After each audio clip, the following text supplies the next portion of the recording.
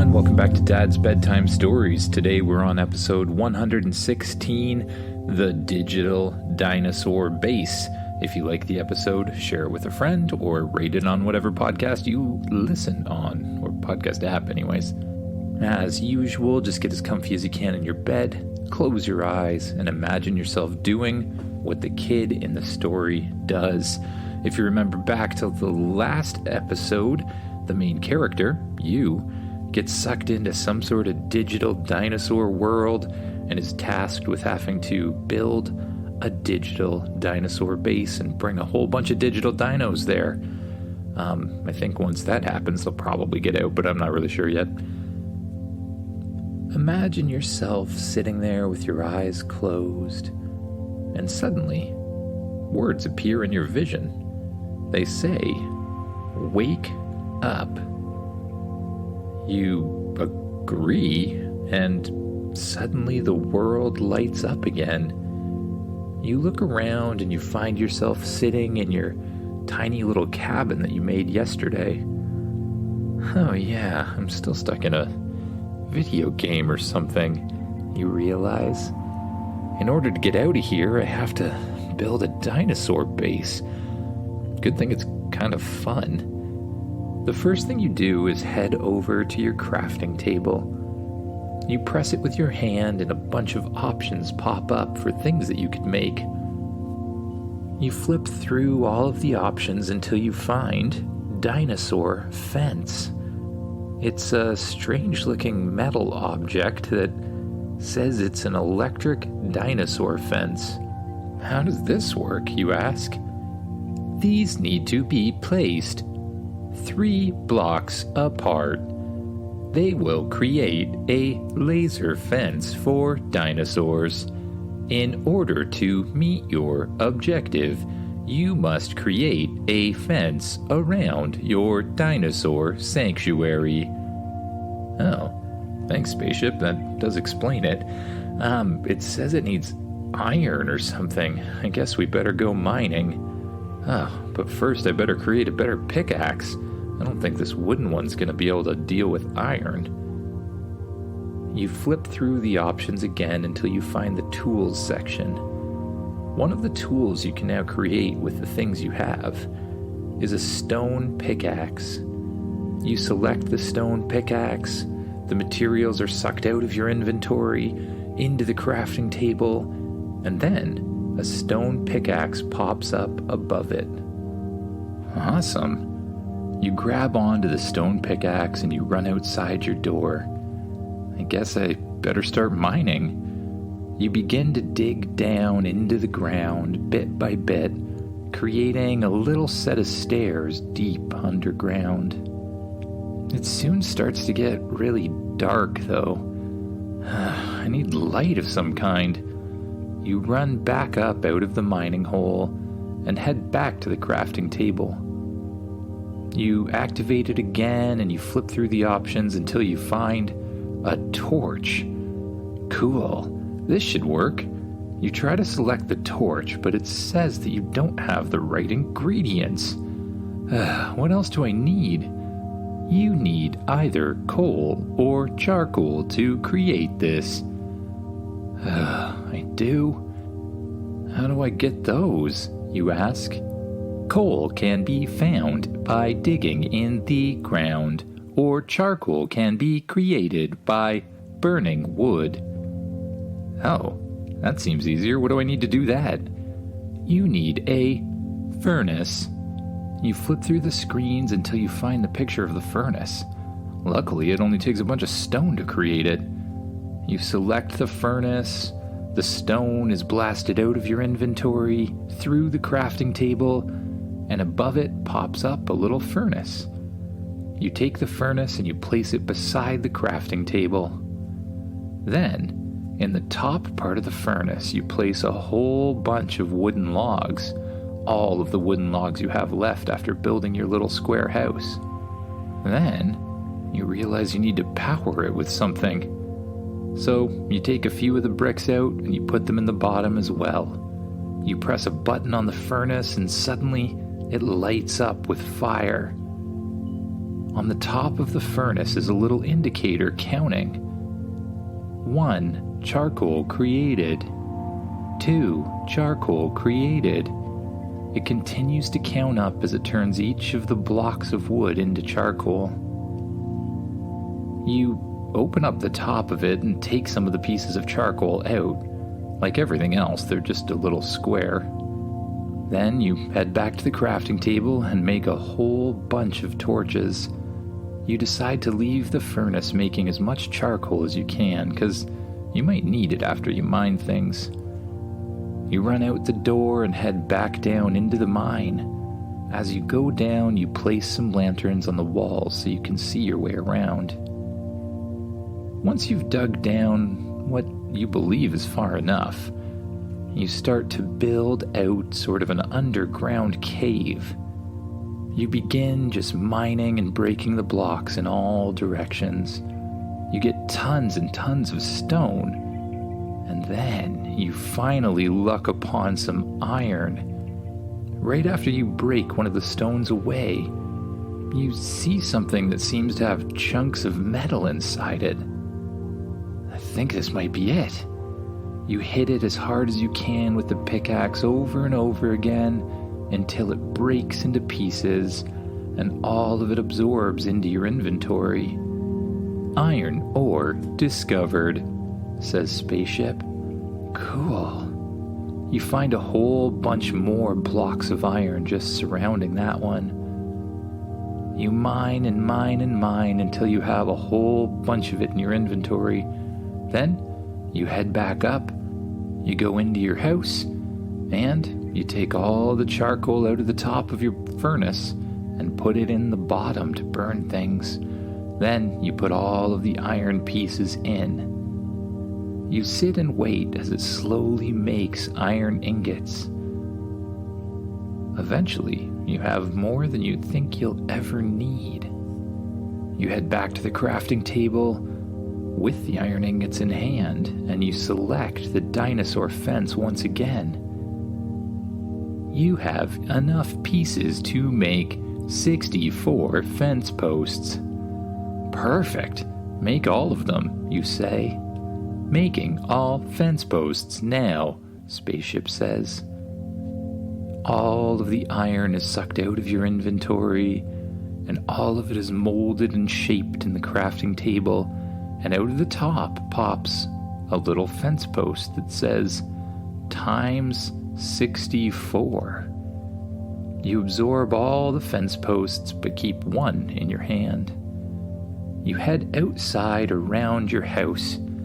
How big of an area can I make this fence? You ask. You should be able to go this far, Spaceship says. Suddenly, a glowing wall appears all the way around the outside of your house, indicating where you should put the little pieces. Oh, thanks, Spaceship. That'll help a lot. You run around the fence area and place the posts here and there and all the way around your fence. Then you say, all right, what do we do now? You will need a power source, Spaceship says. What do you mean I need a power source? You ask. There should be a power source nearby. Often, power sources are close to volcanoes and lava. Okay, so what am I looking for? You are looking for a crystal that says power crystal. Yeah, okay, I guess that gives it away. Clearly, some of the mechanics of your game have mixed with how Spaceship works. You see the Tyrannosaurus still tied up to a tree nearby with a control collar on him. That's perfect. You go over to the giant blocky Tyrannosaurus and you climb on its back. You undo the rope from the tree and hang on to the reins. You direct them towards a volcano that you can see in the distance and give him a little kick on both sides with your feet. The Tyrannosaurus immediately starts running. It doesn't feel like it does to ride on a horse. The strides are much bigger, as if you're jumping forward bit by bit. You hold on as tight as you can as the Tyrannosaurus runs and runs and runs, and the volcano gets bigger and bigger and bigger as you get closer. You run up to the top of the volcano and look down inside. The inside is full of lava in every direction. There's lava dripping down the sides of the volcano, lava in the center of the volcano, and directly in the middle of the lava, of course, is one power crystal. How am I gonna get that? Spaceship, are dinosaurs lava-proof or anything? No, dinosaurs are not lava-proof. I do not recommend going in the lava with the dinosaur. You should build a staircase. Oh, good idea. You look in your inventory and see that you have plenty of stone left. You decide to construct a stone staircase. You stand at the side of the volcano and you begin to place bricks one after another, each one slightly lower. For some reason, they don't even need anything to support them. They just kind of float in the air where you decide to put them. It really doesn't make any sense, but you decide not to question it too much. You continue placing the blocks one block lower, forming a little block staircase, until you work your way down to the center of the volcano. There, you grab the power crystal, look around waiting for something to happen, and when it doesn't, you turn around and start walking up the staircase. And that's when you feel the rumbling. The whole staircase starts to vibrate, and you look down at where the power crystal was, and suddenly a huge plume of lava shoots out of it and starts shooting up out of the volcano. Volcanic explosion imminent. Volcanic explosion imminent, says Spaceship. What does that mean, you ask? It means the volcano is about to erupt. I would run if I were you. Okay, point taken. You begin to run up the stairs as fast as you can, holding on to the power block. The lava shooting out of the center of the volcano gets bigger and bigger and bigger, and you just make it over the edge and jump back on the back of the Tyrannosaurus. Just in time. You kick the Tyrannosaurus and begin running down the side of the mountain. You take leaps and jumps, things that you probably wouldn't do if you were being safe, but there's nothing you can do about it right now. You take huge jumps down the side of the volcano until you land at the bottom. When you look back, you see the entire volcano explode through the top, shooting lava up into the air. The lava falls back down and starts spreading down the side of the volcano. I guess we better get going, you say. You kick the dinosaur again and begin riding it away back towards the dinosaur base. As the dinosaur begins to get tired, you look back and you see that the lava's actually stopped. You're finally at a safe distance. You watch as lava continues to shoot into the air, followed by dark black smoke. I guess the power crystal was keeping the volcano together, or something? Weird. You slow down and have a much more gentle ride back to the dinosaur base. When you get there, you head back to one of the posts. You hold up the power crystal, and the post opens up. It has a perfect little slot for the power crystal inside. You press the power crystal in, and the fence post begins to light up. Suddenly, it shoots a laser wall from the one fence post to the next, then to the next, and the next, and the next, until a huge laser fence surrounds your entire base. The fence then starts to grow upwards, higher and higher and higher, until it's hundreds of feet or hundreds of blocks high. Well, I guess we have the base built. Now we just need some dinosaurs. Come on, Rexy, you say, deciding that you're going to call your T-Rex Rexy. You hop on top of Rexy, give him a little kick, and jog through the dinosaur land, looking for new dinosaurs. You start to wonder how you'll catch the dinosaurs when you see, hanging from a nearby tree, a whole bunch of vines. You head over to the tree with the vines and climb off of Rex. You pull the vines down and down and down until they break off of the tree, and you have what seems to be a rope.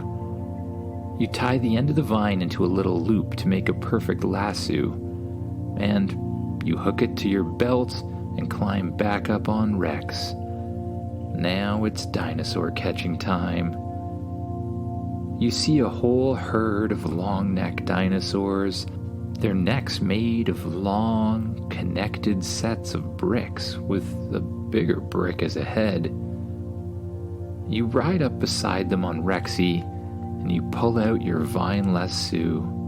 You start to swirl it around above your head, around and around and around as you ride up beside one of the dinosaurs.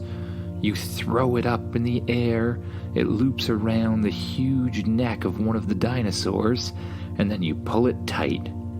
It's then that you realize you really have no way to catch this thing, and when the dinosaur runs off in the other direction, it pulls you with it. You fly off of Rex and land, feet first luckily, on the ground, but as the dinosaur runs, you start skidding across the ground. You hold on to the vine as tight as you can, and you keep your feet out in front of you. It's almost like you're skiing on grass as the dinosaur runs. You pull yourself closer and closer and closer with the rope until you can basically jump on the back of the dinosaur. You jump on its back, climb up towards its neck, and you pull a control collar out of your inventory. You quickly snap it around the dinosaur's neck, and the dinosaur suddenly stops in place, and a saddle appears on its back just like it did on Rexy.